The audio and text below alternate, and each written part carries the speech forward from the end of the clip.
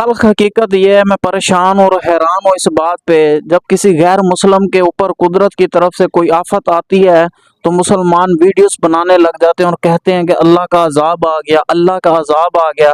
और ये वीडियो देखें मुसलमान क्या कर रहे हैं, हमारे पाकिस्तानी क्या कर रहे हैं कि किसी बेज़बान को आपस में लड़वा कर खुद मज़े लेके चस्के लेके अपनी जेब और माल को गर्म किया जा रहा है।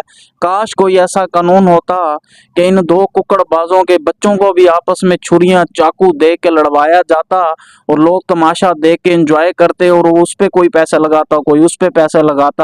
जब बेज़बान पे हम लोग इतना जुल्म करते हैं और हमारी बारी जब आती है तो हम कहते हैं कि अल्लाह की आज़माइश है। 2005 में जो ज़लज़ला आया था, क्या वो हमारे ऊपर अज़ाब नहीं था? 2010 में जो सैलाब आया था, क्या वो हमारे ऊपर अज़ाब नहीं था? हमारी बारी आती है तो हम बड़े अजीब तरीके से इत्माम होके, ईमानदार होके कह देते हैं कि जी अल्लाह की आज़माइश है।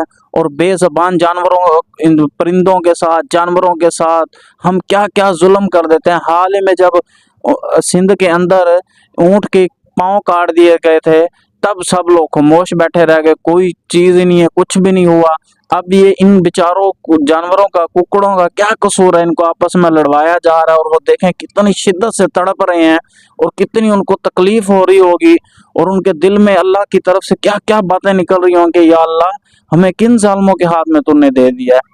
जब जुल्म हद से बढ़ जाता है ना, फिर वो जुल्म भी मिटता है, वो जगह भी मिटती है और जालिम भी मिटता है। ये मेरी बात याद रखेगा। वस्सलाम।